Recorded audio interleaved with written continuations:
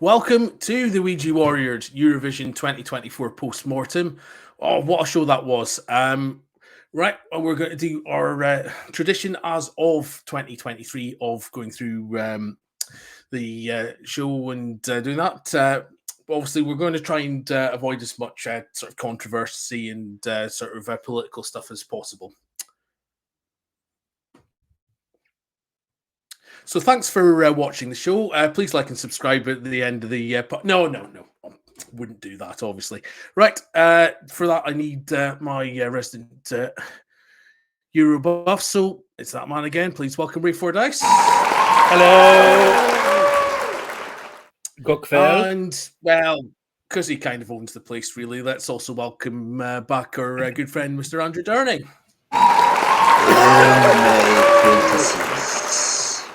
I'm here. I'm like the ginger Palpatine watching you all. That's as much as I'll do with that one. Glad to be back on, guys. Thanks very much for having me. No, thank you for letting us come and do our usual Euro takeover of Ouija Warriors once again. So we are back doing our post-mortem.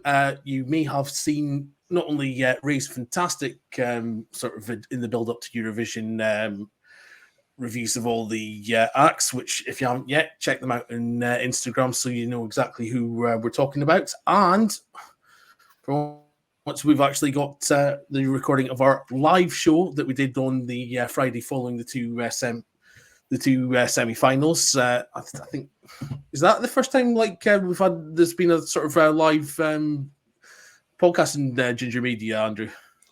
It's been the first live one that's been streamed. So in that case, I've attended lives before and they sucked. But that was just me trying them on my own. So actually having somebody that knows how to do live streaming is very good. I just do I record and then do edity stuff. Well, I'm sure those two people who watched the stream really enjoyed it. So if you're here again, thanks for returning. It was really nice of you to have you with us. Right, so let's get straight into it. There's a lot of stuff that we'll need to talk about as we're beyond all the that went on the semi-finals, beyond all the political outrage around everything else. The one thing that I really need to talk about right at the start was the fact they got Bjorn Skiffs to open this show. Oh my God. Now, for a long time, I thought the name of that band was Blue Suede. Like the Material or like the 90s pop group. And then only bothered to look it up after the show and realised it was Blue Swede. And it's like, how did that not click for me before? To be fair, like I was obviously watching it with Debbie. Oh, by the way, as it was last year, my wife and partner in all things, Debbie Stephen, will be has take the reactions to the Eurovision acts, which will be peppered through this video as we go through. So we'll be looking forward to seeing some of that. I mean, like I say, there was a lot to sort of take in this year. But yeah, starting with Hooks and a Feeling, I've got to admit, when I heard Ooga Chaka, the first thing I thought was I was sat in the remote and it's gone to Disney Plus and put Guardians of the Galaxy on.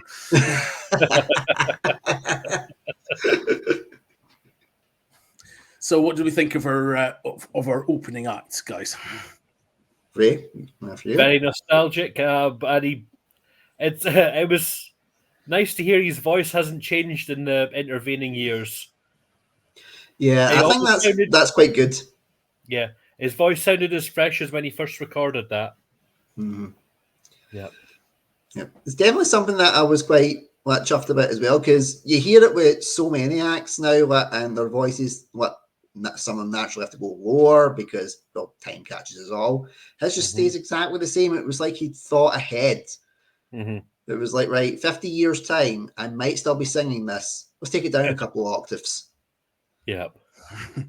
No, I would say fresh as it's always been. That was a great start to the show, and like I say, I'd already been sort of doped up to the gills with nostalgia because, of course, it was the same day as the Old Firm and indeed the season 1 premiere and second episode of Doctor Who. So I thought, I don't know if we could take much more excitement, but that certainly got me straight into it. So very, very pleased about that. Yeah. Just as a little aside, I caught the last 10 minutes of the Doctor Who, and I just want to say Jinx Monsoon as a villain was amazing. Yeah, well, of course you're familiar with him with your big fanatic of RuPaul's Drag Race. I think we'll probably get another couple of podcasts out of this, Andrew. You should probably be taking notes. Yeah. Well, in fairness, like Doctor Who's the only thing I've not been able to get into sci-fi wise. It has everything I should like. I just don't. I have tried. It's just not worked out for me. But I am a Celtic fan, so yeah, the Old Firm was a pretty good one for me. Aside from like biting my nails to the point of oblivion in those VAR minutes. Well, I'm glad I'm glad you're joining us tonight as we do the post-mortem, because we're dragging you from quite an important match, as I know. But that's all right. That's all right. Villa got in the Champions League yesterday, so I'm happy. What match is it? So, it could be a potential title decider for Celtic if they get even a point tonight. But my big one was Aston Villa getting into the Champions League. I've been a fan of them since I was 6, so I've not seen anything good from them in my entire lifetime. So yeah, I'm buzzing from that right now, which is great. But also buzzing because I did re-listen to all of the Euro acts and did get my notes and doing all that stuff to get me prepared this time. So I'm not going, what was that again? Well, as traditional, we'll go through the acts in the songs order that they did in the grand final. I suppose we need to sort of discuss it early on. There were originally 26 acts in the final, but that went down to 25 very quickly. Sorry, I missed all that. That was the connection got very bad there. Were you asking about the disqualification of Netherlands? Yes. That's right. That's what I was asking. Okay, right. Okay, now the stories I'm hearing are very fuzzy. So what allegedly happened is after Just had finished performing, he was being hounded by some people that were trying to film him, and he refused to let them film. The rumors were that they were part of the Israeli delegates and he didn't want to talk to them, but they kept filming him and he kept refusing. And then at one point he allegedly made a threatening remark to tell them to get knotted. And that's what might have been the what got him disqualified. I don't know how true it is, but that's what the story is just now. And I think the disqualification seems a bit of a harsh reaction until they found out what happened. Well, I guess it's one of those things. They had to find out exactly what happened, but they didn't really have the time to do it between them and the grand final. So yeah, it was a bit. It was a bit of an overreaction. Well, I mean, the European Broadcasting Union lets that it wasn't to do with sort of altercations between delegates, but it was on what they determined unacceptable behaviour with a member of the actual broadcast team that got and really comment on it. So I think under those circumstances, I think there's enough. As you say, it's a grey area. There's not been much details released, but essentially, they've got to do what they've got to do to protect the crew that's working on the broadcast. I feel so.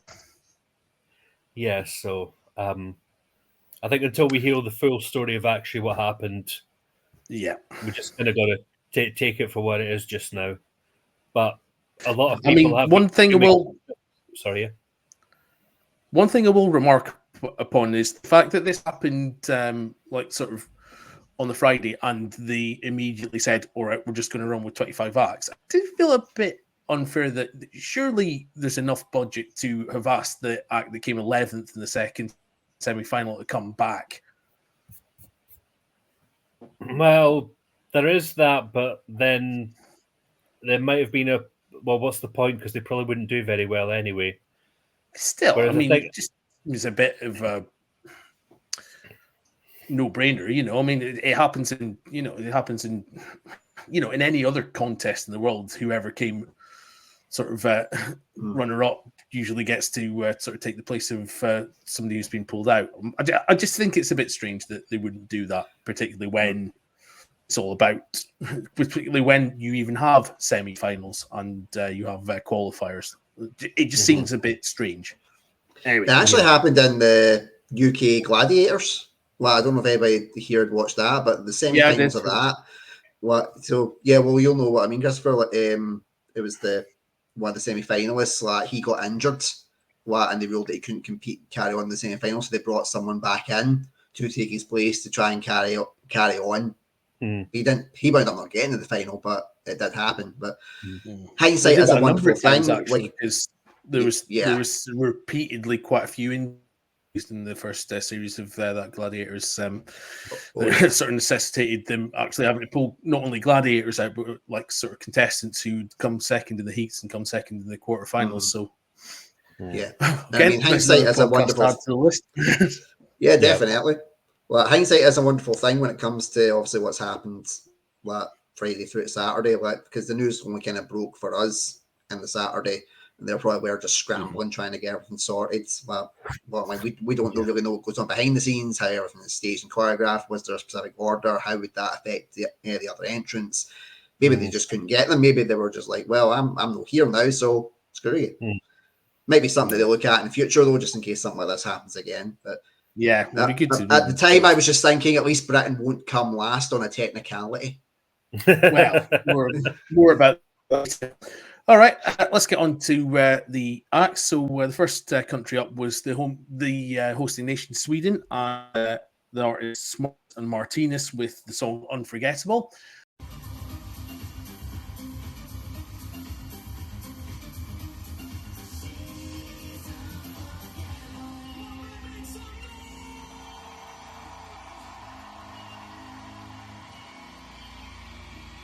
And I don't know. I thought the title was quite ironic, really, because singing at the end. Yeah. I mean, I thought it was well choreographed. But I think it was the staging was better than the song itself. Like there was lots of nice graphics, and the way it was sort of like a squished in hallway with lots of like computer graphics. Then it sort of spread out, and then you saw the whole stage. So, yeah, it was one of those nice performance, shame about the song kind of thing. I thought the song wasn't bad. It reminded me of kind of like 90s Savage Garden. And I was a Savage Garden fan back in the day. Well, still am. I do have to throw up my bias card because it was identical twin boys, and I have identical twin boys. So I was instantly going, right, Moan the Twins. And my own twins at this point were dancing about the living room to it. They were thoroughly enjoying it. So I was nice to see them happy as well. But it is very hard to open any type of show, no matter if it's like a singing contest or a sporting contest. Being the opener is always tough. And they, to their credit, they handled it very well. Yeah. I know, like I said, it wasn't a bad song. Just thought the staging was better than the song. Yeah. It just was the irony, like Christopher John Stevens said, it was kind of unforgettable by the end of it. And obviously, if you're twins in Eurovision, then you've got a lethal legacy you've got to get rid of. So, moving swiftly on, second in Ukraine, Alona and Jerry Heil and Teresa and Maria.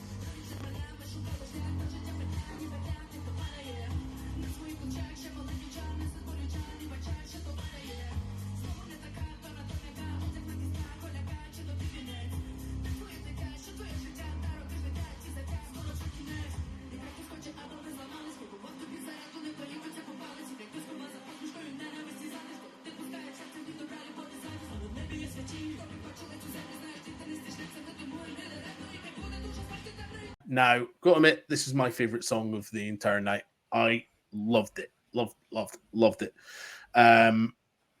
Did also won't spoil the results for you yet if you're sort of following it through, but I thought it was a fantastic song. I've always been a fan of folk like Missy Elliott. I loved the sort of Ukrainian version of that. Yep, no notes from me. Right? Yeah, I thought this was. I remember saying this in the previous video how it was like rapping and this quite soulful, almost gospel-like singer, and the two of them like really shouldn't have like got. They were almost clashing, but the two of them just worked so well together. Had the singer's vocals were absolutely beautiful. The staging was perfect, and the rapping actually really worked well with it. And yeah, this is a top 5 one for me. And I actually thought before the rap came into it, it was quite a generic song. But for me, it felt like it was one that I'd be like, okay, it's one that's lower card Euros, fair enough. But when the rap came into it, and then how her rap style gelled with the vocals later on, really elevated the performance. So it had a bit of a bumpy start for me, but then once the rap kicked in, it just skyrocketed. And it was thoroughly enjoyable. Yeah, plus I love the way it ended, like with those that graphic of all the people on the floor, and they positioned themselves perfectly so that they could sit in and fit in with the people perfectly. So yeah, they really choreographed that well. Yep, definitely. Even though it wasn't a very choreography heavy performance. All right, moving on. Germany, we had Isaac and Always on the Run.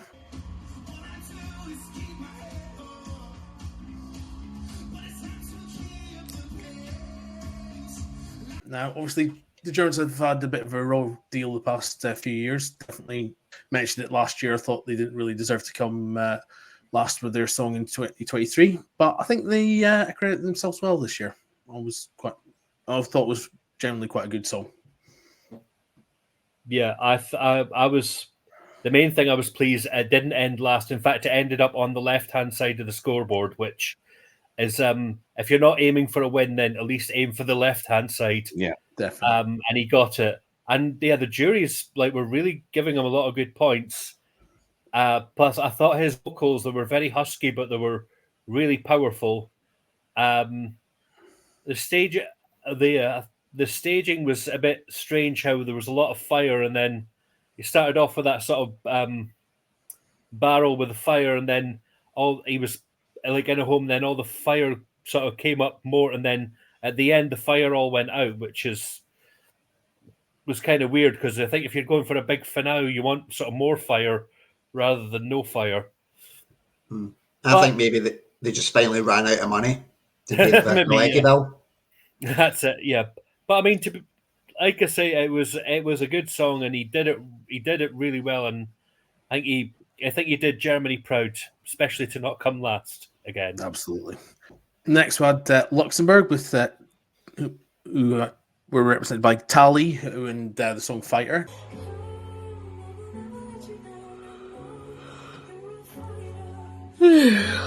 Yeah. Now, quite interesting how this panned out. A lot of people thought it just scraped through in the second semi-final, and they weren't tipped to do particularly well. But you got to admit they did cover themselves quite well, and like Germany, have got a left of the table finish. Yeah, I thought it was very early 2000s girl singer style. I instantly thought, fuck, it's Shakira off Wish. Was kind of what I thought at the time. The song for me was quite forgettable, so I could understand why people would have thought it would have scraped in. But then again, my musical tastes can be a lot different from a lot of people's, as we learned from last year's final rundown when I was seen to be the contrarian for every one that was coming in. But yeah, look, I thought she was all right. It was just one of those ones I was like, yeah. What do you think? Yeah, I mean, for the most part, yeah, it was very sort of generic girl pop, but the way that weird little kind of bit at the end of the chorus kind of set it apart a little bit, but it sort of the thing with it was it sort of started off a trend of very similar staging that we saw a lot of, like the singer, 4 dancers, and just sort of going around the stage with the occasional little impressive graphics going around. So, but basically, because she started that trend, and then you see that kind of pattern repeated with a lot of the other acts. So it's maybe kind of good she got in there first, so people remembered that style, and then everyone's just like, "Oh, this again." Okay. So yeah, spoiler ahead for a couple more. Yeah, true. Okay, we move on to act number 5. There is now number 5. We move on to number 6. Monty Python reference, get in. Right. We move on to act 6. Israel, Eden Golan, and Hurricane. Put all the controversy aside, I thought it's a nice ballad. It was very interesting staged, especially when she started off bent over, kind of looked like she was floating in the air, but obviously being held up, and then just in this little circle like a halo, and then the dancers come in, and they keep with that sort of hurricane theme of spinning around a lot. So I mean, and I guess because there was a lot of up-tempo songs this year, a ballad kind of stood out a little bit more. So that's true. So on the basis of the song, it was a decent effort. Yeah, taking all the politics out of it was what obviously the way that I looked at it as well. I just looked at the song. It was very safe for me. But I mean, we've seen a lot of entries later on that, spoiler alert, are completely bonkers. But so they're definitely, so whether you like the song or not, they're memorable.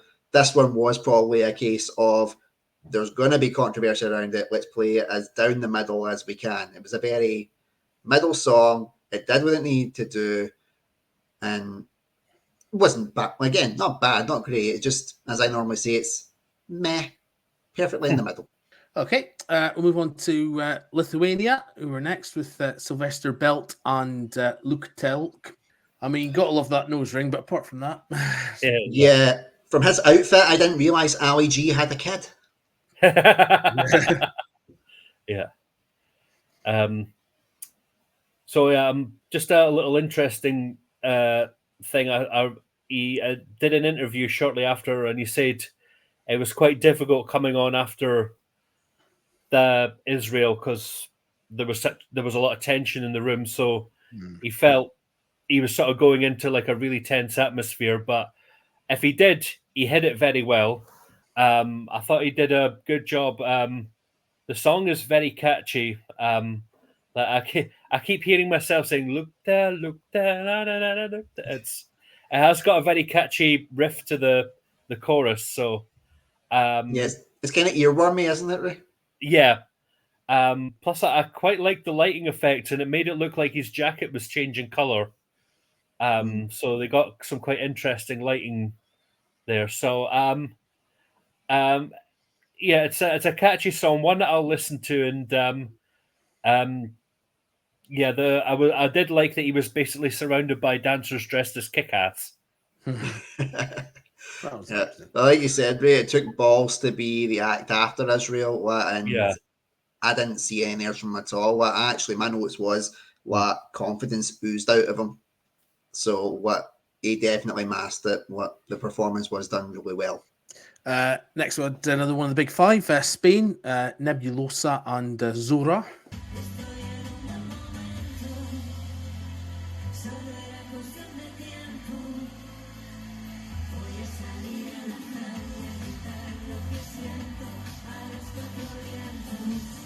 I mean, yeah, reasonable effort. Again, it's just not one that stands out. I don't think. Yeah, I mean, it was It was one of those what they call a fan favorite flop. Like the fans seem to really like it because I think because it's quite poppy and it's very Eurovision, and it almost sounds kind of 80s, and the performance was very Eurovision, especially when they sort of stripped down to their basques and everything. Yeah. My one note was the woman singing when she was sort of walking around. She seemed very sort of shaky on her feet. It's like she was kind of watching her step, and it was very noticeable for me. So she kind of looked unsteady, but I mean, she sung it well, but yeah, if she hadn't looked so shaky, I might have might not have had so when much. Alison and I were watching it, we were worried that she was maybe going to fall and break her hip. We were looking at her like the kind of like we look at kind of old people when they're in a Zimmer. Yeah. But that's no discredit to her. I just think maybe we're flats. Just in case. I'd put down like my notes. It was like Pet Shop Boys meets ABBA. Like the kind of style of the song, with the 80s vibes, but it also had those Euro throwbacks to it. And the second, like the guys in the corsets and that, I was just like, props. Sam Smith is taking notes. Right, next we had Estonia and Favmelunst and pull up with Nindesnar Kund Kimunsteste Timi Kul Midagi. Right, round of applause for pronouncing that. I will find a round of applause, that sound effect for that. Now, this song did one thing that I don't think I've ever seen in Eurovision before, and that's make Ray quite angry for going through. I've never seen you that angry about a song going through, Ray. Oh, yeah, I was fuming. That was... I mean, that performance was just drunk dads at a wedding just going... It was awful. Oh, my God. Oh, please keep going. No, it was just... it was crap. Simple word for it. My notes were midlife crisis on stage, but I'm all for it. Yeah. But mainly because, again, it's something that I think for the Euro fans like yourself, I can understand the hate. I can. But for like the common man, like myself, the common man who would never probably end up on a Euro stage in his life, I could imagine like me and my mates just getting absolutely rat-arsed at like my 40th birthday and attempting to sing that and failing miserably. It is something that you would probably do drunk at a wedding or whatever. It brought that kind of fun for me. I didn't take itself seriously. The guys were having a blast. They looked like they were having a great time. I was just like, it was like one of those ones, come on, my son. I know you're slaughtering it, but have a great night. Enjoy the after party. You made it this far. It's like when a Scottish team qualifies for European football. We know we're going to get humped. We're just glad to be there. Well, I'll say maybe not sing it at a wedding, but definitely like outside in the car park after the ceremony. So, come on, it's 1 a.m. Get home. Didn't realise you were at my wedding. Ray was at my wedding, he saw that. Right. So next up was Ireland and Bambi Thug with Doomsday Blue. This was Debbie's favourite, as no doubt her reaction clip, which is about to be broadcast, will confirm.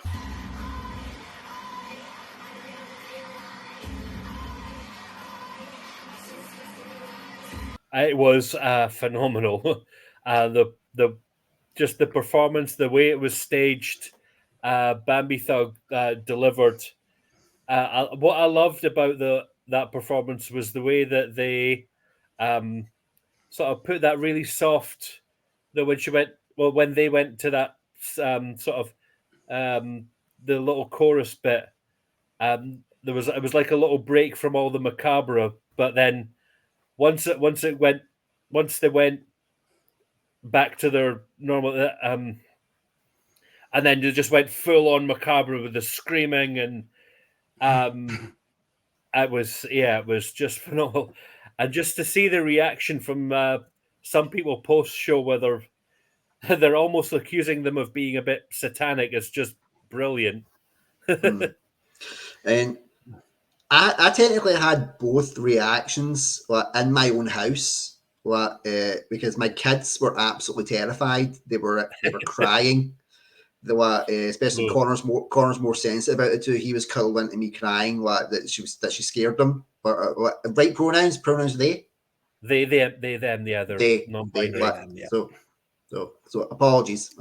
So they terrified them. It was a Marmite kind of song. People were either going to love it or they were going to hate it. There was not really a middle ground. Mm-hmm. I really enjoyed it.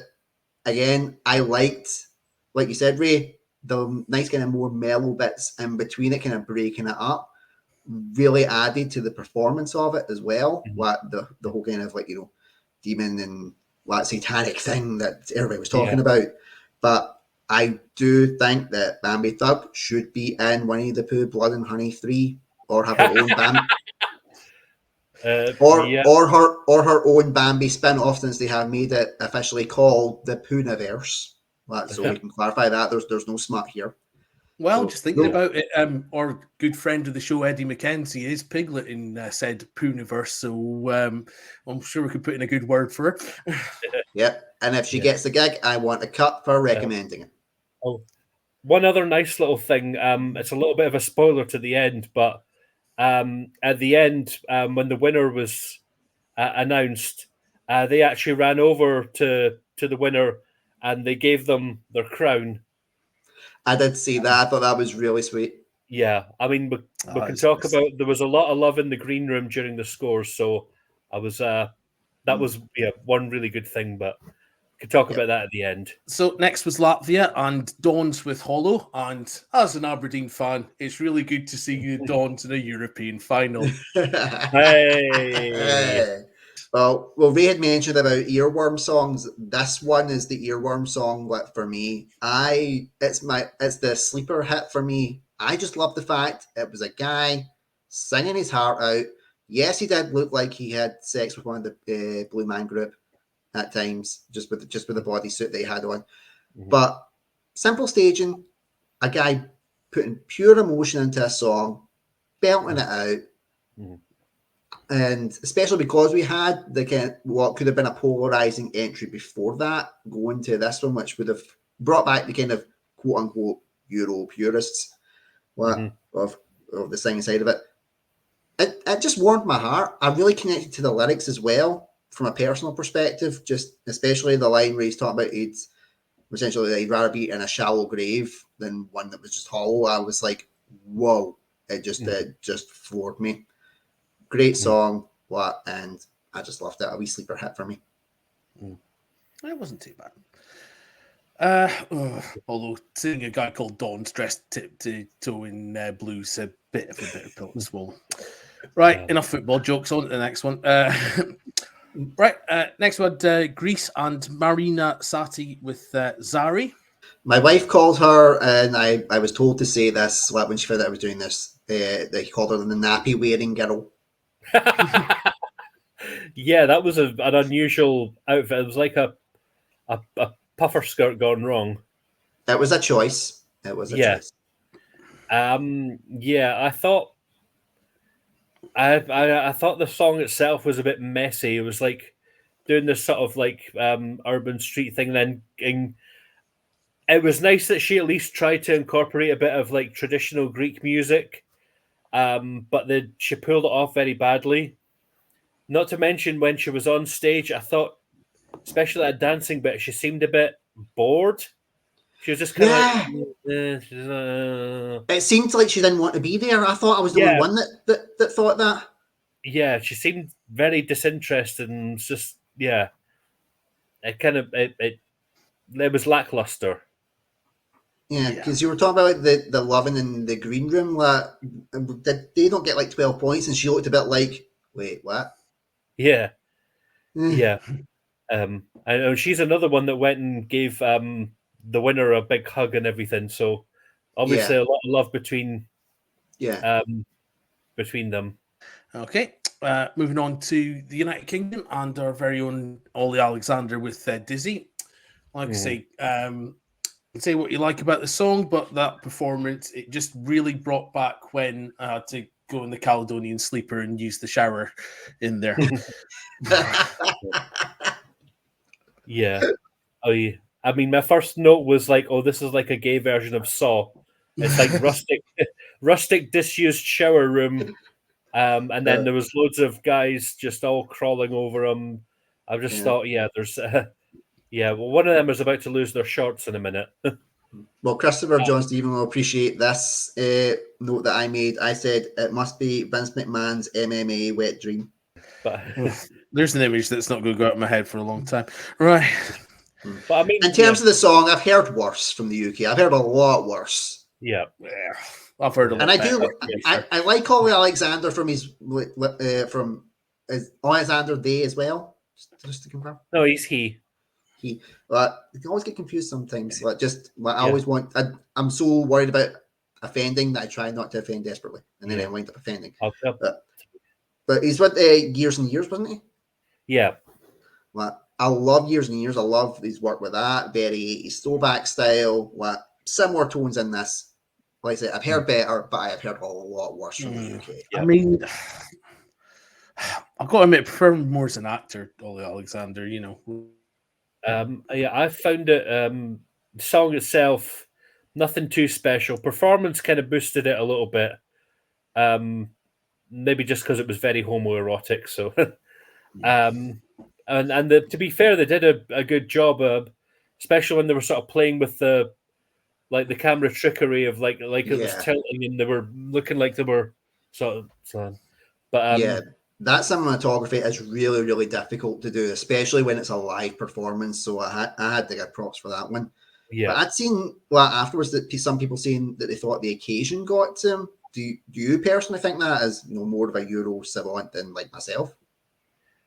I'm not sure, but he was interviewed recently, and he said he's got nothing but praise for his whole experience, even though, spoiler alert, he got nothing from the televotes. Mm-hmm.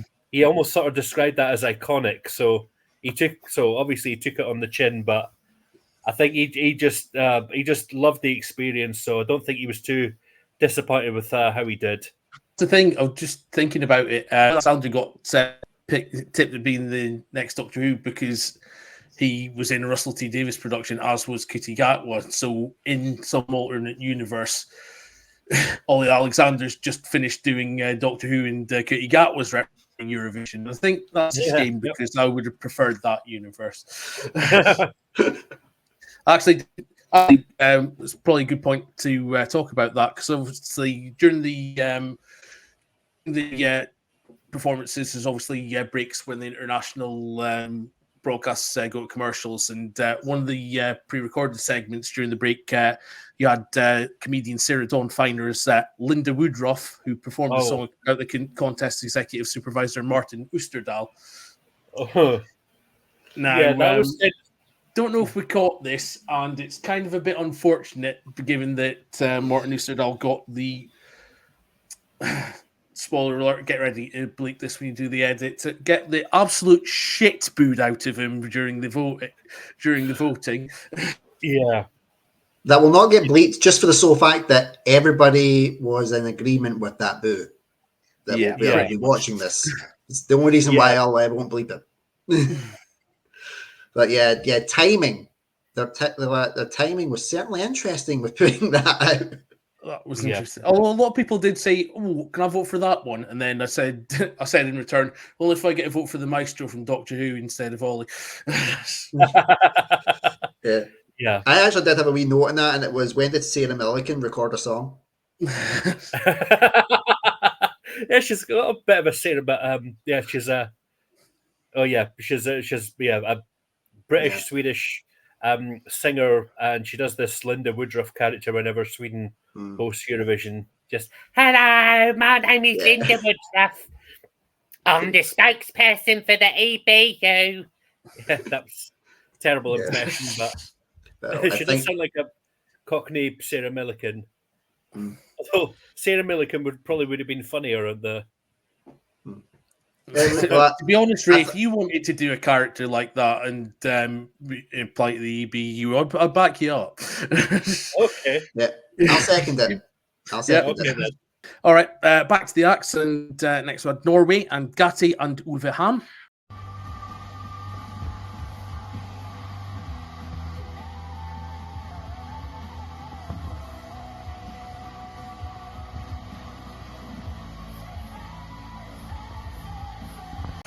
Got to admit, big fan of Bonnie Tyler. Bonnie Tyler going grunge just ticks all my boxes. Yeah. This was my most underrated one of this year. So spoiler alert, they came last with only like 6 points, and I think that was very undeserved because I thought this was absolutely amazing.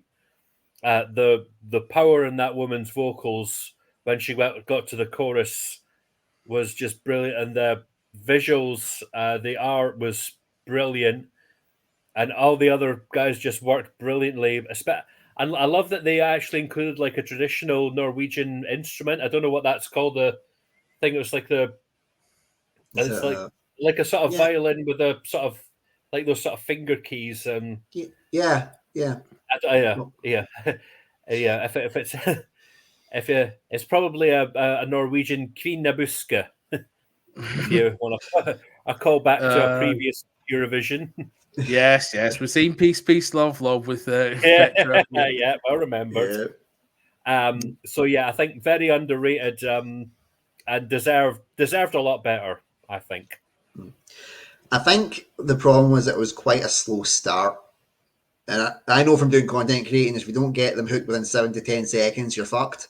It's official goldfish have longer attention spans than humans now. So it was a slow start, but when it ramped up and got going, it really got going. It's the style of music that I like, that kind of operatic goth rock that I really enjoy. So when it got to chorus and then just kept going from there, I was like, yes. I think the slow start was maybe worked to a disadvantage. Yeah, but no, deserved a much higher place, I think. Right, next we had another one of the big five, Italy and Angelina, Mango, and La Noia. My notes said attitude, but not much else.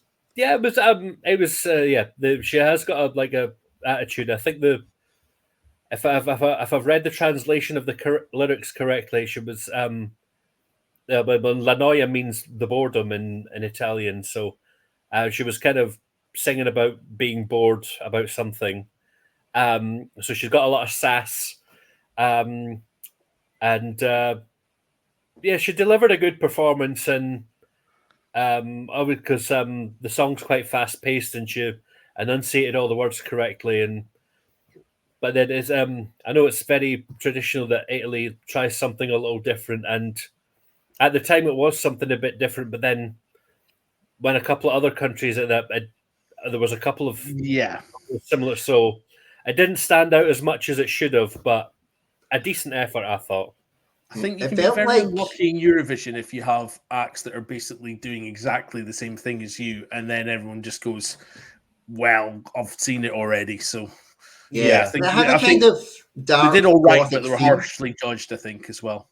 Yeah, there was kind of a dark gothic theme with them all, but some really went with it. Like, for example, Bambi Thug really went there. Yeah.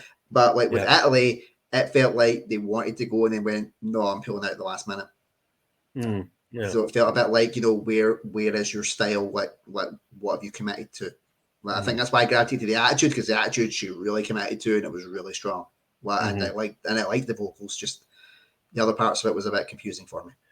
Move on to Serbia, and the first one named after our resident Euro buff of the night, Teodora and Raimonda.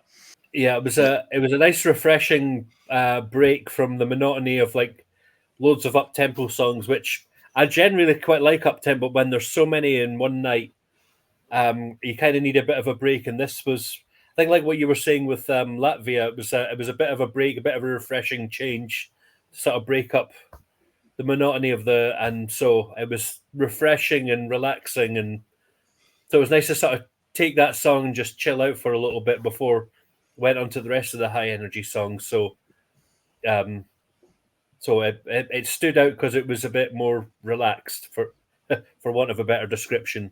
Yeah, I quite like it. It was a nice sorby song. Yes, if you like. I like sorbet songs because like you just got to go. Oh God, I've got another 6 of them to go. And I'm just like, nah, this is nice. I can just chill and. Yeah, the only note that I wrote for it was palate cleanser. Yeah, there you go.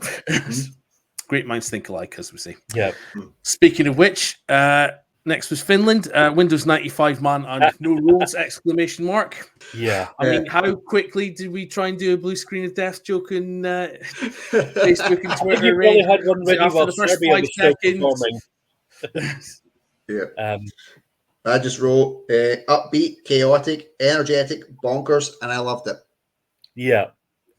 Yeah. The song itself was a bit clunky, but that performance was hilarious.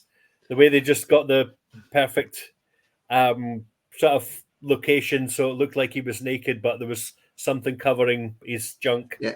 My wife genuinely did ask me, she's like, is he Scud? And I was like, they wouldn't allow it. There would be like a neutral pants or thong on there or something like for the people in attendance. He wouldn't just be going out with, there is my wang. Yeah. Oh, he did flash his bare arse though. We got to flash something though. I mean, considering some of the acts that had the risque parts of it too, I think that was actually the most toned down. Yeah. But then when he got the pants on and then did the sparky bit, and I was like, yeah, this is just absolute insanity. So that's what a lot of people associate Eurovision with, though, the insanity and the bonkers parts of it. I just loved it. It was like it was Weird Al Yankovic meets the Millennium Bug. Yeah. It fulfilled the brief of it's very Eurovision in that it's wacky out there and not one to take seriously, but it was funny. Yeah, Finland have done that. Like they've had to be out the box ones for the last couple of years now. Like, I'm all for it. I can't wait to see what they do next year if they're in next year. Yeah, yeah. I always like the Finns, sort of, and that going back to the sort of semi-final too, where the Petra did "Peace, Peace, Love, Love" version 2, the Swedish horrible history song. And they decided to have a pop at Finland and like have the movements out. Now you say what you like about Finland, but you dare have a pop at the movement in Sweden, you got a problem with me, pal. Yeah, but it was an interesting song to bring on that Yevan polka. Just need to get that out of my head. To bring that sort of up tempo Yevan polka, and then to bring on Karia. That was the pièce de résistance. So it was good to see him back. Because he was brilliant. See our previous video, the Eurovision 2023 postmortem, to see how we think Karia was robbed intensely from winning that song, that particular year's song contest. Moving on, Portugal and Yolanda with Grito. The only thing I could think of is, she's changed from when she hosted Nickelodeon along with Munya, because Windows 95 man had stolen everything that had happened post 95 out of my brain at that point.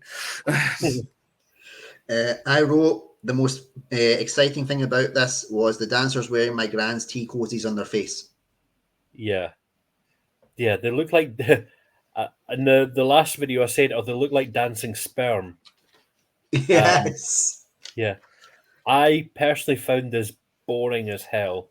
It was a little bit dull, I must admit. Yes. So I was very surprised when like 2 of the juries gave them 12 points. Yeah, I mean, especially us.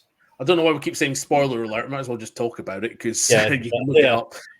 It was the fact that we gave a lot of points to Portugal. It just seemed to sort of sweep the jury across the board. It was really, it was a very firm sort of not only jury favourite, even got a little bit of sort of televoting prowess as well. So bit of a surprise package that people went for that, I think. But I just found it boring. That's all I can say about it. Yeah, just dull. Can I just mention another thing that was a little bit controversial? That allegedly that performance that they showed was actually the semi-final performance, because allegedly she'd painted her nails like a what's it called, a kit, like a keffa, that scarf, that sort of Palestinian scarf. Oh yeah. She'd allegedly painted her nails like that, so but I hadn't a secret message there. And I don't know if that's Do you true think or maybe not. then That's just because people got wind of that, then it was like that's why there seemed to be such a discrepancy in the votes. Possible. There was something. possibly.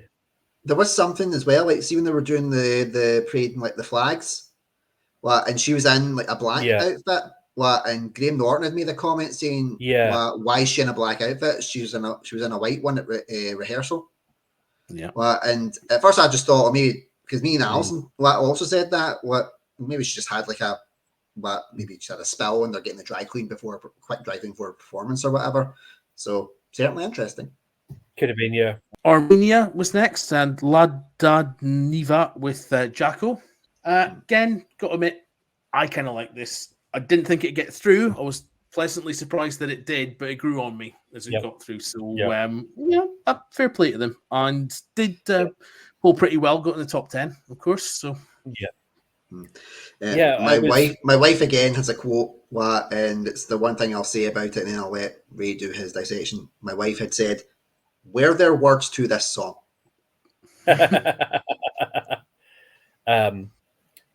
But what I liked about it is, there's always a complaint that it's just most of the songs are just sort of generic pop songs or whatever.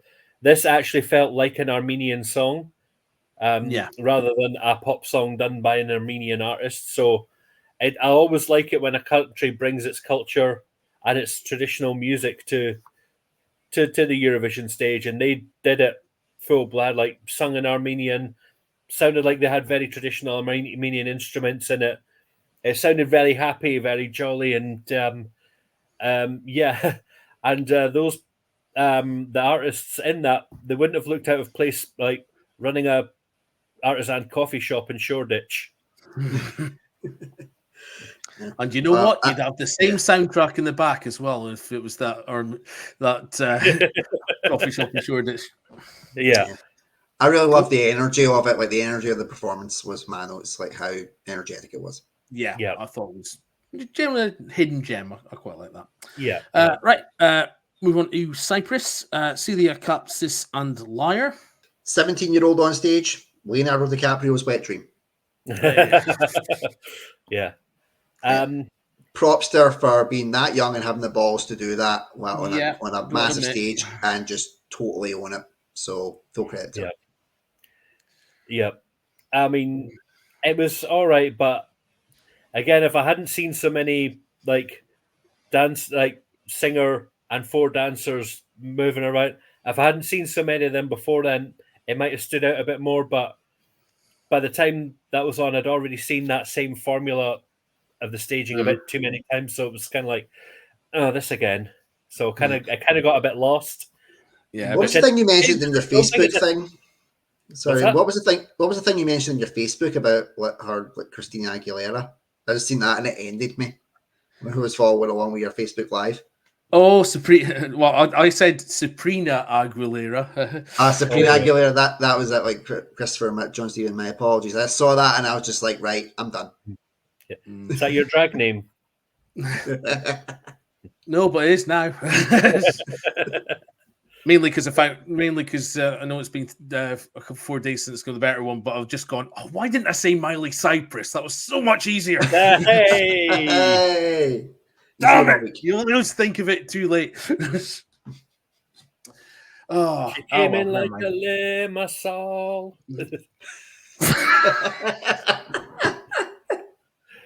Yeah. Oh. Write that one down to do number one next year. We need to be ready.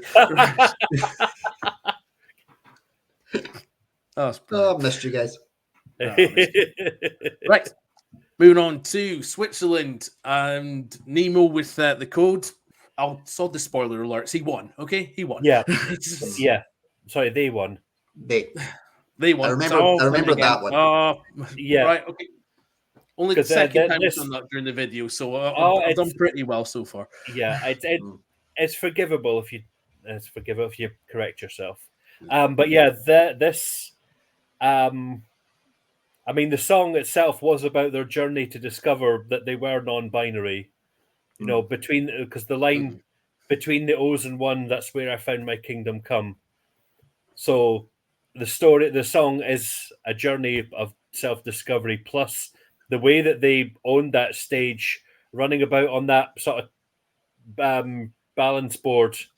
Yeah. And especially like when when they were going for those high notes and they were balancing, they actually owned it, and it was the way they got through so many different singing styles, going for like sort of pop to rap to even a little bit of opera, and it was so. I mean, not my personal winner, but I totally understand why they won, and this is definitely in my top 5. So echo everything Ray said. Not my choice, but massive respect for what they've done. Amazing. And just again, the different ranges going from operatic singing, pop singing, rap, and doing it flawlessly. They did an incredible job.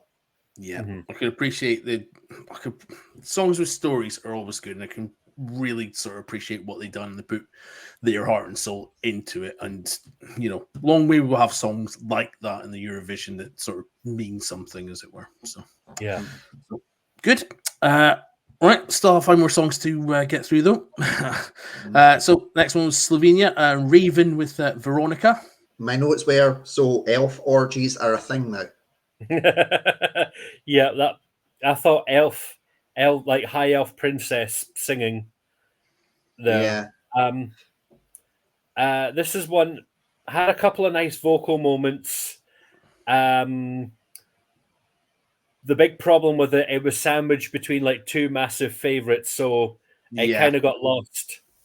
So spoiler alert, the next one is one of the favorites. So if it had maybe been in a different position, it might have stood out a bit more. But ironic you talk about different positions considering how the staging of that. I actually in a show where we had Bambi Thug, this made me feel the most uncomfortable watching. But there was something like I couldn't actually focus on the song because what was being presented to me was making me feel too unsettled. I actually turned around to my wife and said, "Have I cheated on you right now?" I was like, no, I wasn't comfortable with it. So I couldn't even get proper. Even when I rewatched it, it was like, no, not for me. All right, let's move swiftly on to Spare Andrew's Blushes and Croatia and Baby Lasagna, Rim Tim Taggy Dim.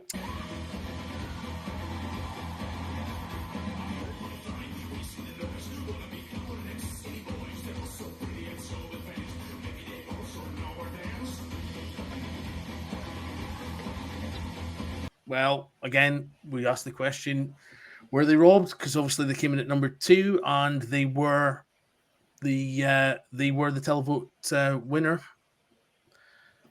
So what's our thoughts? Rammstein meets Scooter, and I was all in for it. It was my favourite. It had everything. The crowd was in the palm of their hand. It just stormed it. Absolutely fantastic. Again, and no disrespect to the winner at all. Thoroughly deserved given everything that went on. But I don't often go with the bookies' favourites. When it comes to things, I'm like, I want to just watch them all myself and make my own conclusions. Most of the time I don't agree because my taste is a bit bonkers. But this time I was in full support. I was like, yes, I am on board this train. This is fantastic. And especially because of the lyrics as well. Talking about how he's like, he's leaving his home, he's dealing with essentially his inner demons to become true self, so to speak. I was just like, wow. Okay, relates across the board for me. I was all in. I was sold.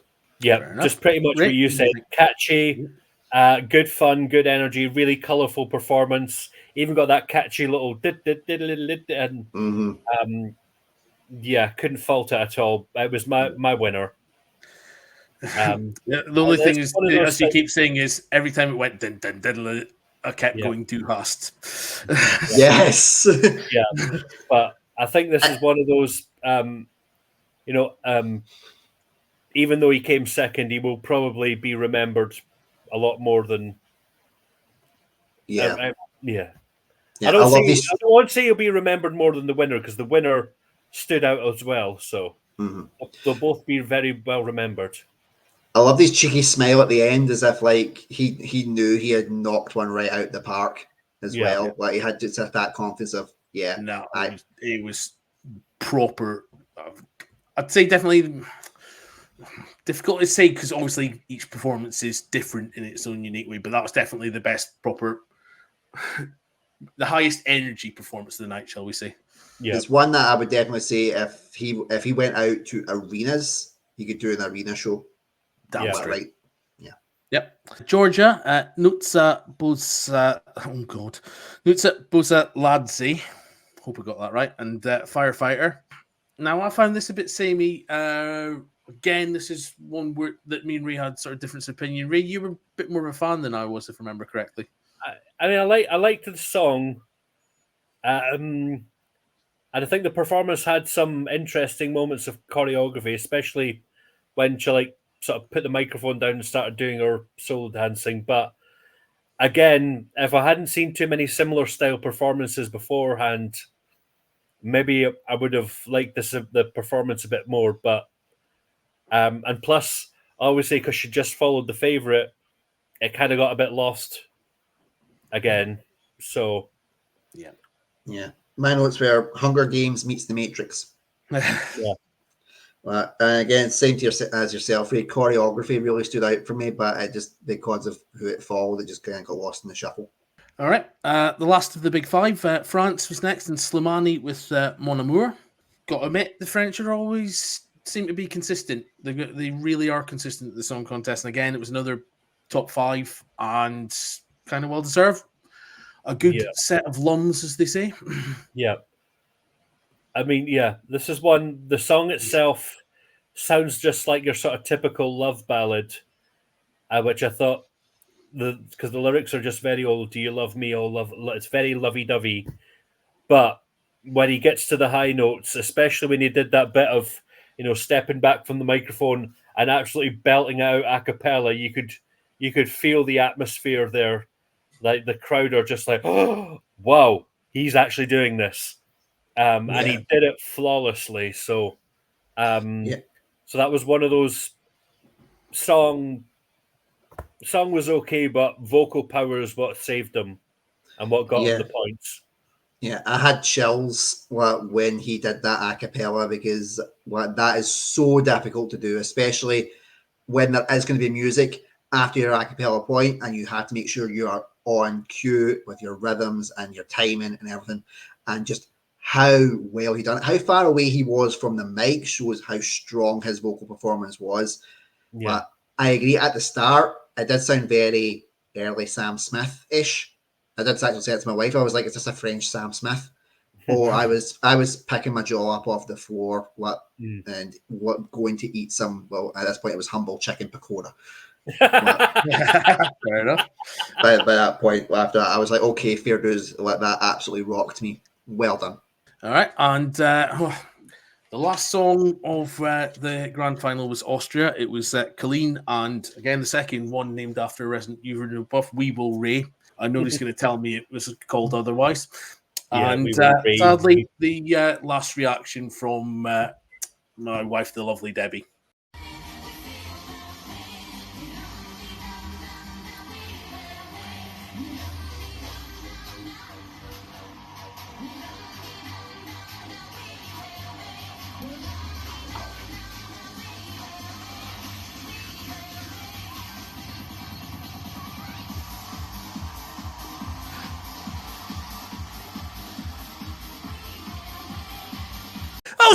That was me. Anyway, I liked it. Got to admit, I liked it. Not just because I tagged Ray in about sort of 300 times during the course of the song. Well, you'll get this reference, Christopher, again, because it's another wrestling one. I put, when did Sable become an Australian pop star? She did have a very Sable vibe, especially see when she was doing the kind of the dropping dances. It reminded me very much like she was going for a Sable bomb. But again, it was one that I actually noted down. This is one that I could see my wife dancing to drunk in the kitchen. But I just had that because Alison likes her kind of like 90s kind of techno, techno pop. That side. I started writing down techno. There's no limit. That's what it reminded me of, that kind of thing. It definitely had a lot of energy, and it was a good show closer for me. 1 year, 2 Unlimited, they're going to enter the competition, then it'll just all be over. But no, good, sort of very reminiscent of sort of late 90s, early 2000s dance club music. Something I would have happily danced to in the clubs in my early clubbing days. Believe it or not, I used to go clubbing back in the day. So very reminiscent of that, and she did a good job. But she just followed like three massive. Well, she did follow like the biggest vocal performance. So, it's probably another one there. The running order and the placement of like the running order in the placement of like what songs came after before, maybe kind of sort of lost the momentum a little bit. I suppose, but I mean, again, it's just luck of the draw when things come to that. I suppose it is, but you never know. I can understand why. I could just say I can understand why she's put on the end, because it was very high tempo. It's one of those ones that would be like send the crowd home happy. That's true. Fair enough. But of course, it doesn't end there, because we'll have the interval acts while we're waiting for the results to come in. So, do we like Crying at the Discotheque by Alcazar? It's a Swedish band that began the letter A. You really knew you were going to do that, you know. Yeah. I thought they were going to be out and go, we got our neighbours to do it instead. Like, sort of. It was all right. It filled a few minutes. Yeah, I do like the song "Crying at the Discotheque," but it's a good song. But obviously they couldn't let sort of the anniversary of Waterloo winning in 1974 go without saying. So they did what everybody else does these days. If the people who did it can't be bothered to go and sing it, get George Lucas to do it for you. Yeah. Why don't they just do that with every bloody Eurovision act, and then we can just have like they do for the Grand National every year. They do like a virtual one with all the horses that have won it, like running in it. Do that, and then have every country's best act just done by George Lucas, and then we just all go to bed happy. Yeah. Yeah. We'll say one thing though about that's a brilliant idea. Yeah. I'm just going to say one. Dear EBU, carry on. All right. I was just going to say, like, all the interval acts and some of the opening acts, there was a lot of like homage to previous artists that, you know, some of them like didn't win, but they, as Petra put it, they won our hearts. So, because they had like Eleni Ferreira, Eric Sade, and Chanel, and then Conchita Wurst. Well, she did win. Oh, yeah, they did bring back some winners, and they brought them. So, Carola from Sweet, who won in 1991. Charlotte Pirelli, who won in 1999. I'm going to remember her winning, and it was just like, obviously, I saw Petra host the Petra Madi was one of the hosts, obviously, and I saw her host the contest before twice, not once, but twice, and she looks like she hasn't aged a day. Yeah. And then Charlotte Pirelli comes to the stage and like, oh my God, she's 100. Harsh. Yeah. But no, I just really like that they like to sort of pay tribute to a lot of previous acts. And then shall we talk about Lorene's performance? Like, I was really worried she was going to fall off that chair. That's the only thing I could think of. It's like, that looks uncomfortable. Yeah. Most of the time I couldn't even tell she was actually singing because of the way they were doing the cinematography around the videography. Most of it I was looking at Alison, I was like, is she actually doing anything? Rather than like, you know, looking like she's in like a 1980s version of The Matrix trying to plug out. Yeah. Like most of the like the song itself, "Bear Do" is like it just I couldn't tell that she was actually performing. But that's what it is. Yeah. But I wasn't the biggest fan of hers, like when she won last year. So it's just that might just be more of a taste thing from myself. Yeah. Yeah, and I wasn't a big fan of the IKEA Spike und Sitthallen. Yeah. Which was on. Sorry, that was a cheap joke. I do apologize. Yeah. Right. Let's talk about the voting. Go talk about the big one. Oh, poor Ollie. Well, is it poor Ollie? I wasn't surprised, actually.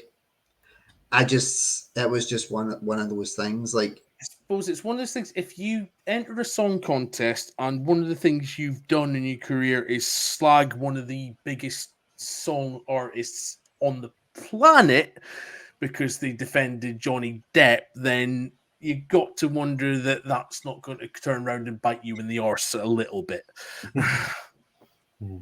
A lot of the just saying,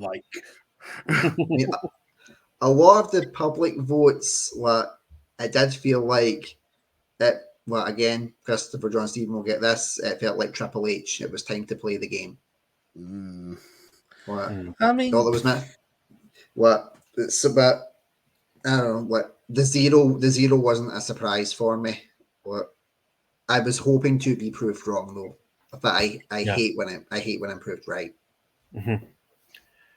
Yeah. I mean, when you consider that the televoting, obviously Croatia came top, then Israel, then Ukraine, then France, then Switzerland who won it. It sort of gives a clear impression that there's a bit of a sort of divergence between the jury and televoting. Although to be fair, they're never going to get the balance right because people are always going to complain no matter which side of the sort of seesaw it lands on, I think.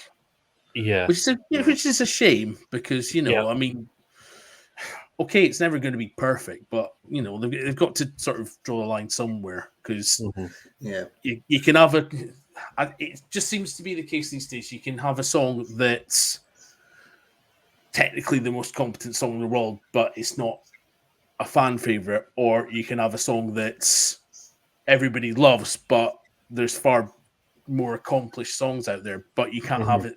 You can't have them both anymore. And that seems a bit of a shame.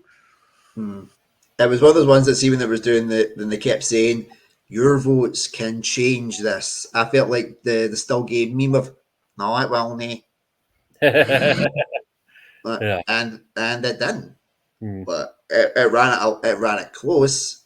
But I will be surprised when the day comes that a fan vote does swing it to the point where it overtakes the judge's favorite. I will be surprised. Yeah, I'm trying to think of a year when that might have happened. Certainly not in. Oh well, it did happen in 2021 with when Italy won, because Maneskin Maneskin overtook Switzerland. That is true. Yeah. So that's true. I bow to the expertise. Yeah, I'm sure it has happened a couple of times, but that was the most recent one. But yeah, get the majority. It's a case of juries who sort of prefer more. I'm trying to think of the words. But it did feel like there was such a substantial lead with Switzerland from the judges' votes that I don't even if there was a massive swing, it would have ran it close, but I don't think it would have caught it. Just from the way it went. Because me and Alison felt like we're like, if we drank and we did a shot every time there was a 12 for Switzerland. Yeah, you'd have needed a new liver. I would have been shipped out to the morgue. I would have died. Equally, Debbie suggested that we have a drink every time the UK gets points, and that would have been a pretty boring evening. In my case, I would have stayed sober. Yep.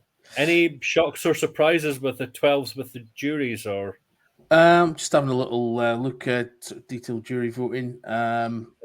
I think my two biggest shocks was when like Portugal got 12 points. Yeah, and I think Greece got a 12 points, and yes, for the Portugal got second three. Well, remember Portugal got 12 points actually. They got did they got 3? Yeah, from us, Malta, and hang on, us, Croatia, and France. Gave Portugal 12 points. Ukraine gave Moldova 12 points, which was right at the start because obviously so that was a bit unexpected. Ireland gave 12 points to. Sorry, reading it the wrong way around. I'm an idiot. Right. Yeah. Oh no, I'm reading the right way around. Sorry. This is why I can't read out the results in the Eurovision. I mean, Ireland's only 12 points came from Australia, which I quite liked, to be honest. I thought that was thought that was sort of very telling about what the Aussies love.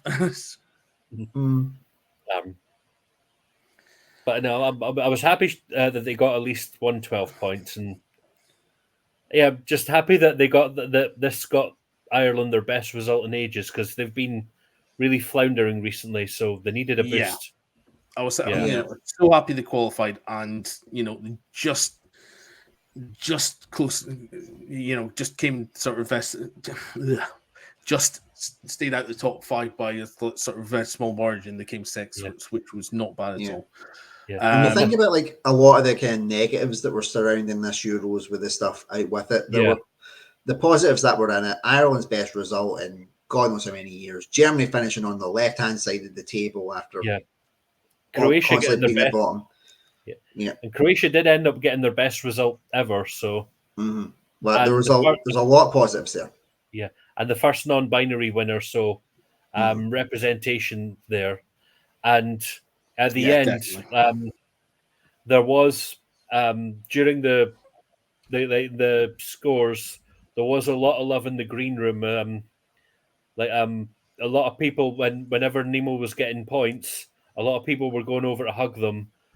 And so they were, and then when they eventually did win, everyone, there was so many of the artists went and gave them a big hug, and Bambi gave them their crown, and they went and performed with that crown on their heads. So, a lot of love for Nemo there.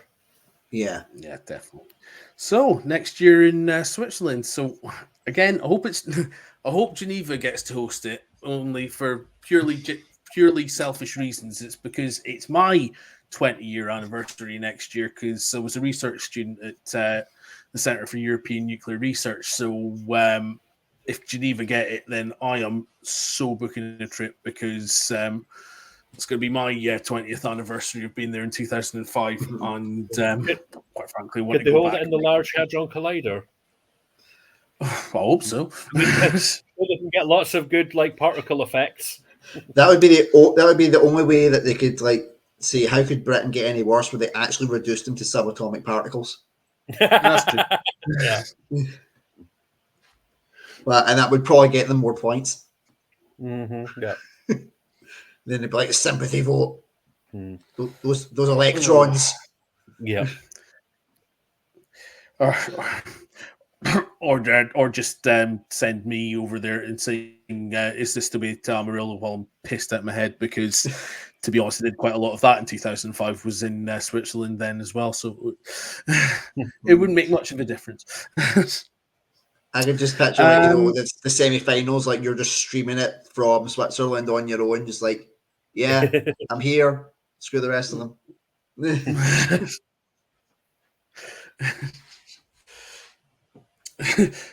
Why are you right on the border? They won't let me in. Oh man, I must say I've thoroughly enjoyed this, guys. Thank you so much for having me back. Thanks for having us back. It's quite great to do this again. Hopefully, we'll be able to do it again. In Switzerland would be good if I can afford the StreamYard costs. well done again to John Carruthers, who won our Who Firm Ovision quiz, pipping Ray by 2 points. I mean, Ray, I'm still getting over you not getting Johnny Logan, mate, but Yeah,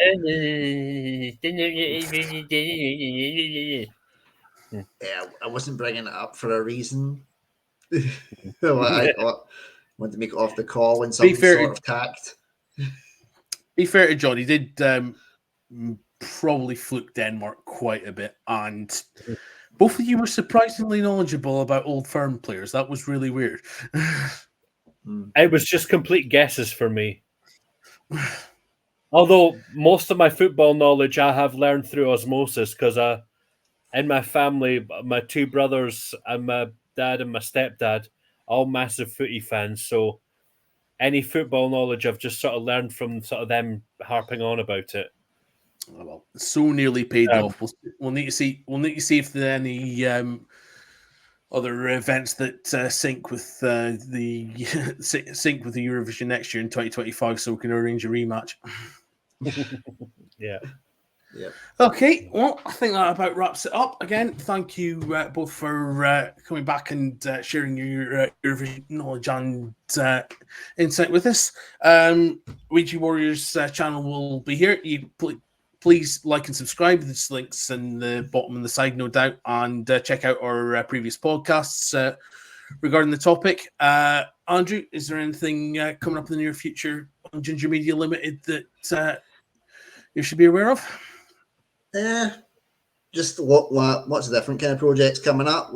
Just not like to say anything just now. Well, we're ironing out details, but yeah, things are going well. The channels are all still alive, and we just take it one day at a time. Excellent. And Ray, of course, in August 2024, you will be back at the Fringe with your spiffing variety show. Yep. Vibrant and vivacious variety show, 6:15 at the Westport Oracle, 1st to the 25th of August, every day except Mondays. I'm actually currently in the middle of designing my poster for it now, so expect rough drafts on my Facebook page, and feel free to give some constructive feedback on it. And if you are going the last week, because that's what I'm on. Right. Oh yeah, you've got your stand up, and you're taking part in the Friday Improv special that week as well. Indeed, yes, of course. Yep. So we as for me, check out Ginger Ale Comedy. We did the live shows and we simulcasted it on the Twitch stream. So that's an inroad to some of the stuff we're doing. Hopefully, we'll be doing more stuff with the Squimprov group. Shout out to the Improv Collective. Myself, Ray, and Andrew, and our good friend Arlene Wood performed there relatively recently. They were really friendly, and it was Andrew's maiden improv gig, which he really enjoyed. So yes, it was certainly the best laxative I've ever known. Yes. Yeah, you did a good job. You're brilliant, mate. Thank you. I appreciate it. Thank you. You've got improv bones in there that I'm sure, better practice, you'll be an improv star. Appreciate it. Thank you very much. You've got a lot of plaudits sort of coming out with that, and I know Judy Frary and Shari Levine were like the 2 sort of runners of the gig. They were mega impressed, particularly when they found out that was your first go. So yeah. Thank you. I'm sure they're desperate to have you back, as are we. Yeah. Thank you. Cool. All right, guys. Well, thank you very much for watching. And this has been the Ouija Warriors Eurovision 2024 postmortem. We'll see you in Geneva, hopefully. Bye-bye. Bye. Bye. Bye.